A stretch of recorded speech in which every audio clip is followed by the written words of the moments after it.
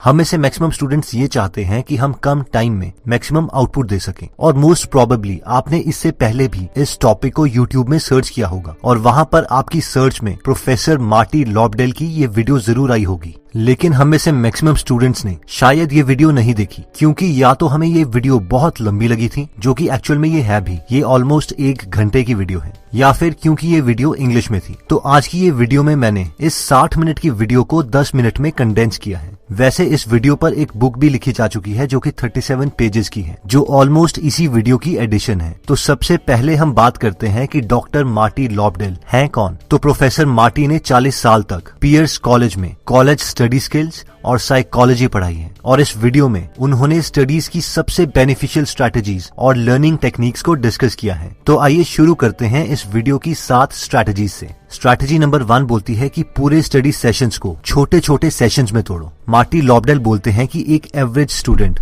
पढ़ाई करने के 25-30 मिनट के बाद थक जाता है। कोई थोड़ा ज्यादा स्टूडियस स्टूडेंट होगा तो उसका अटेंशन स्पैन 50-60 मिनट का हो सकता है, लेकिन इवेंचुअली टाइम के साथ साथ हमारी एफिशिएंसी कम होती रहती है। इसलिए जब भी लोग हमें एडवाइस देते हैं कि ज्यादा टाइम तक पढ़ाई करो, तो प्रोफेसर के अकॉर्डिंग ये एडवाइस हमारे लिए उतनी यूजफुल नहीं है। इसलिए हमें पढ़ाई के बड़े सेशंस को छोटे छोटे सेशंस में तोड़ना चाहिए, जहाँ पर हम 20 से 25 मिनट तक पढ़ने के बाद 5 से 10 मिनट का ब्रेक लेते हैं। इस ब्रेक में हम कुछ भी कर सकते हैं, जिससे बस हमारा माइंड स्टडी से रिलैक्स होना चाहिए। और जब पूरा दिन हम ऐसे कई स्टडीज के सेशंस करते हैं, उसके बाद हमें खुद को एक एक्चुअल रिवॉर्ड देना चाहिए, जैसे कि आइसक्रीम या फ्रेंड्स के साथ 15-20 मिनट की कन्वर्सेशन। मार्टी लॉबडेल बोलते हैं कि ऐसा करने से हम खुद को ज्यादा टाइम तक मोटिवेट कर सकते हैं और इवन इसे हैबिट में भी कन्वर्ट कर सकते हैं। वैसे ये 20-25 मिनट का टाइम सेशन एकदम स्ट्रिक्ट नहीं है। आप अपना अटेंशन स्पैन कैलकुलेट करने के लिए एक बार स्टडी टेबल पर बैठ सकते हैं और टाइमर स्टार्ट कर सकते हैं, और जिस वक्त आपको लगता है कि अब मुझे समझ नहीं आ रहा कि मैं पढ़ क्या रहा हूँ, उस टाइम टाइमर को स्टॉप करके देख सकते हैं कि आपका अटेंशन स्पैन कितना है। और मान लीजिए कि वो अटेंशन स्पैन 45 मिनट्स का आता है, तो आपको हर बार 45 मिनट्स के बाद ही ब्रेक लेनी है।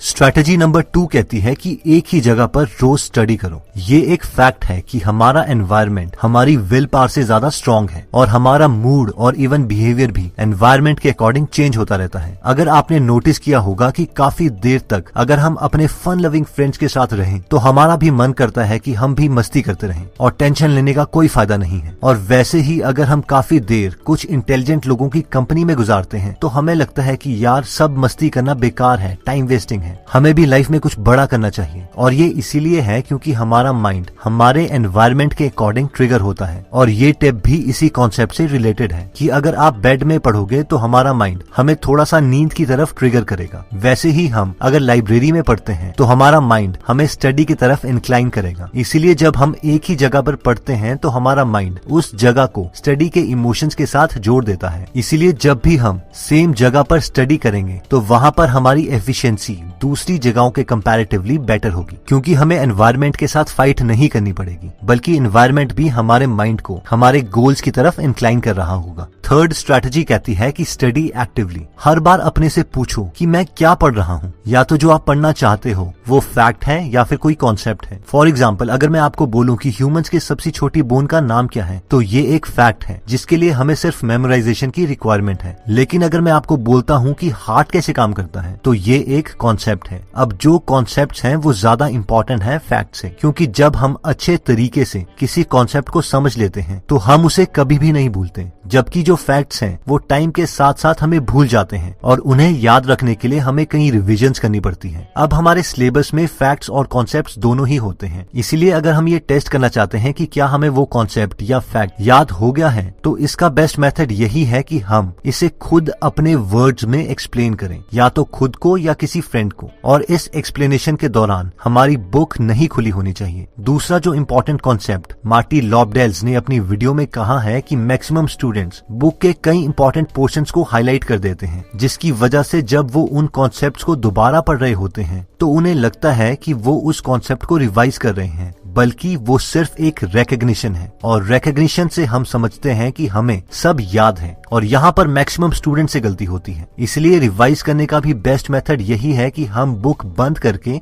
एक्सप्लेन करें। इस टेक्निक को आप फेमन टेक्निक या एक्टिव रिकॉल टेक्निक के नाम से भी जानते हैं। फोर्थ स्ट्रैटेजी कहती है कि टेक एक्टिव नोट्स। इस टिप में प्रोफेसर बोलते हैं कि क्लास के एकदम बाद ही जो भी हमें समझ आया है उसे हम नोट्स में अपनी लैंग्वेज में लिख दें। अगर कोई कॉन्सेप्ट हमें याद नहीं आता या समझ नहीं आया है तो हम उसे अपने फ्रेंड से पूछ के दोबारा से नोट्स में लिख सकते हैं, या फिर ऑफिस आवर्स में अपने टीचर से या प्रोफेसर के पास जाएं और उसे उन कॉन्सेप्ट्स को क्लियर करें जो हमें पूरे तरीके से समझ नहीं आए थे। फिफ्थ स्ट्रैटेजी कहती है कि हमने जो पढ़ा है उसे किसी और को पढ़ाएं या समराइज करें। प्रोफेसर लॉबडेल कहते हैं कि बेस्ट वे कुछ सीखने का यही है कि हम किसी और को पढ़ाएं। इसके दो सबसे बड़े फायदे हैं। पहला तो कि हम किसी को पढ़ाते हुए खुद एक्टिवली पढ़ रहे होते हैं, और ये इसीलिए है क्योंकि दूसरे को पढ़ाते हुए हमें सारी इंफॉर्मेशन अपने माइंड से ही निकालनी पड़ती है। इसके लिए हम बुक का सहारा नहीं ले सकते। इसका दूसरा सबसे बड़ा फायदा ये भी है कि हमें ये समझ आ जाता है कि हमें एक्चुअल में कितना समझ आया है, क्योंकि जिस कॉन्सेप्ट को हम अच्छे से नहीं एक्सप्लेन कर पा रहे वो कॉन्सेप्ट हमें एक्चुअल में समझ आया ही नहीं है। वैसे एल्बर्ट आइंस्टाइन ने भी इसी चीज को अपने स्टाइल में कहा था कि if you can't explain it simply you don't understand it well enough. Sixth strategy कहती है कि टेक्स्ट बुक को ठीक से पढ़ो। इसमें मार्टी लॉबडेल कहते हैं कि टेक्स्ट बुक को भी पढ़ने का एक तरीका है जिसे SQ3R मेथड भी कहते हैं। बेसिकली ये मेथड इफेक्टिव स्टडी के लिए 1946 में फ्रांसिस रॉबिन्सन ने दिया था, जो कि एक एजुकेशन फिलोसोफर थे। इस मेथड का फुल फॉर्म है survey, question, read, recite and review, जिसका बेसिकली मतलब है कि कोई भी चैप्टर पढ़ने से पहले चैप्टर का हम सर्वे कर सकते हैं, यानी थोड़ा स्किम कर सकते हैं, एक ओवरव्यू ले सकते हैं कि उस चैप्टर में एक्चुअल में है क्या। स्पेशली उस चैप्टर के लास्ट में दिए गए क्वेश्चंस का थोड़ा ओवरव्यू लेके हम अपने ब्रेन को एक्टिव कर सकते हैं, क्यूरियस कर सकते हैं कि आखिर इस चैप्टर में है क्या क्या। उसके बाद हमें माइंड में या प्रेफरेबली पेज पर क्वेश्चंस लिखने हैं जो हमारे माइंड में उस चैप्टर से रिलेटेड आ रहे हैं। इसके लिए हम उस चैप्टर में दिए गई हेडलाइंस को भी क्वेश्चंस में कन्वर्ट कर सकते हैं, जैसे कि ये चैप्टर ऑथर ने मुझे क्या सिखाने के लिए लिखा है, इस चैप्टर से जो मैं सीखूंगा उसे मैं रियल लाइफ में कैसे यूज कर सकता हूँ। इसके लिए बस 3 से 5 मिनट ही देने हैं। नेक्स्ट स्टेप है रीड। अब हमें एक्चुअल में वो चैप्टर पढ़ना है ताकि हम अपने दिमाग में आए क्वेश्चंस का आंसर ढूंढ सकें। नेक्स्ट स्टेप आता है रिसाइट। हमें बुक बंद करके खुद के वर्ड्स में उन कॉन्सेप्ट्स को बोलना है जो हमने अभी अभी पढ़े हैं। और लास्ट आर है रिव्यू, यानी जब हम पूरा कॉन्सेप्ट या चैप्टर पढ़ लेते हैं उसके बाद हमें खुद से पूछना है कि इस चैप्टर से मैंने क्या सीखा, ये इन्फॉर्मेशन अब मैं कैसे यूज कर सकता हूँ। अब जरूरी नहीं है कि हमें इस पूरी स्ट्रैटेजी को एकदम यूज करना है, बस इस स्ट्रैटेजी का जो भी पोर्शन हमारी लर्निंग एबिलिटी को इम्प्रूव करता है उसे हम अपनी हैबिट बना सकते हैं।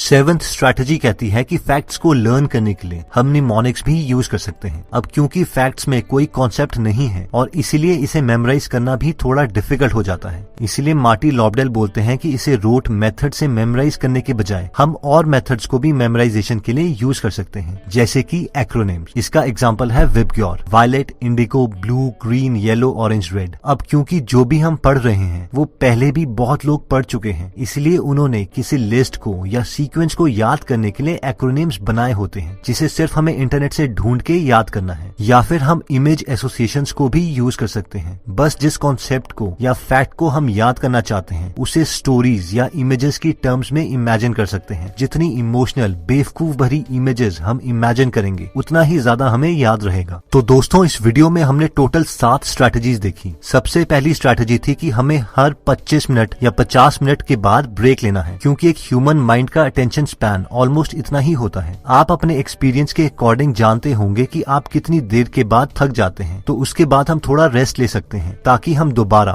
फुल एफिशिएंसी के साथ स्टार्ट करें। सेकंड स्ट्रेटजी आती है कि हमें हर रोज एक ही जगह पढ़ना चाहिए ताकि हमारा माइंड उस जगह को स्टडी के इमोशंस के साथ एसोसिएट करे। ये स्ट्रेटजी इसी कहावत पर बेस्ड है कि your environment is more powerful than your will power. Third strategy कहती है कि स्टडी एक्टिवली। हमें खुद से पूछना है कि हम पढ़ क्या रहे हैं। हमारा माइंड ऑटो पायलट पर नहीं जाना चाहिए, इसलिए हमें पूछना है कि जो मैं पढ़ रहा हूँ वो फैक्ट है या कॉन्सेप्ट। हमने एक्टिवली स्टडी किया है या पैसिवली। इसके लिए हमें उस फैक्ट या कॉन्सेप्ट को एक बार पढ़ के अपने वर्ड्स में जरूर एक्सप्लेन करना है। फोर्थ स्ट्रेटजी कहती है कि take active notes. Professor Marty बोलते हैं कि हमें कोशिश करनी चाहिए कि क्लास के इमीडिएटली बाद ही अपने नोट्स कंप्लीट कर लें, और अगर हमें कोई कॉन्सेप्ट समझ नहीं आया तो अपने फ्रेंड्स या टीचर से उसी वक्त जाके उस कॉन्सेप्ट को पूछें। फिफ्थ स्ट्रैटेजी कहती है कि जो हमने पढ़ा है उसे किसी को पढ़ाओ या समराइज करो। इस स्ट्रैटेजी को हमने बार बार अलग अलग नामों से सुना है, फेमैन टेक्निक या एक्टिव रिकॉल। ये बेस्ट वे है स्टडी का कि कॉन्सेप्ट पढ़ने के बाद बुक बंद करके या तो किसी को एक्सप्लेन करो या प्रिटेंड करो कि आप किसी को एक्सप्लेन कर रहे हो। सिक्स्थ स्ट्रैटेजी कहती है कि टेक्स्ट बुक को ठीक से पढ़ो, जिसमें हमने SQ3R मेथड देखा। यानी सबसे पहले सर्वे करो, यानी पूरे चैप्टर या टॉपिक को स्किम करो, ओवरव्यू लो। फिर Q यानी उससे रिलेटेड अपने से क्वेश्चंस पूछो ताकि माइंड एक्टिव हो जाए। फिर R यानी एक्चुअल में कॉन्सेप्ट को पढ़ो। अगेन R जिसका मतलब है अब बुक बंद करके रिसाइट करो। और फाइनली R का मतलब है कि रिव्यू करो कि हमने क्या क्या पढ़ा है और क्या हमें उन क्वेश्चंस के आंसर मिल गए हैं जो हम चाहते थे। और फाइनली सेवंथ स्ट्रैटेजी कहती है कि रूट मेथड के अलावा फैक्ट्स को याद करने के लिए और भी मेथड्स हैं, जैसे कि एक्रोनिम्स या इमेज एसोसिएशंस। दोस्तों, अगर आप फ्री में हिंदी ऑडियो बुक समरी सुनना चाहते हैं तो डिस्क्रिप्शन में दिए हुए लिंक पे जाके आप हमारी गीगल ऐप डाउनलोड कर सकते हैं। वहाँ पे आप फेमस बुक सुन सकते हैं, जैसे कि the miracle morning, you can and you will, how to make friends and influence people, E Myth revisited, 0 to 1, Chanakya Niti, the one thing, power of habit, wings of fire, the monk who sold his Ferrari and many more. और हर हफ्ते इस app में हम एक नई audio book summary डालते हैं। दोस्तों, कमेंट सेक्शन में आप बता सकते हैं कि आप नेक्स्ट वीडियो किस टॉपिक पर चाहते हैं, ताकि हमें भी फीडबैक मिले और उसी टॉपिक्स को हम कवर करें। इस चैनल को जरूर सब्सक्राइब कर लीजिए और बेल का बटन दबा दीजिए ताकि आप ऐसी नॉलेजेबल वीडियोस कभी मिस ना करें। और इस वीडियो को लाइक जरूर कीजिएगा ताकि हमारा कॉन्फिडेंस बढ़े।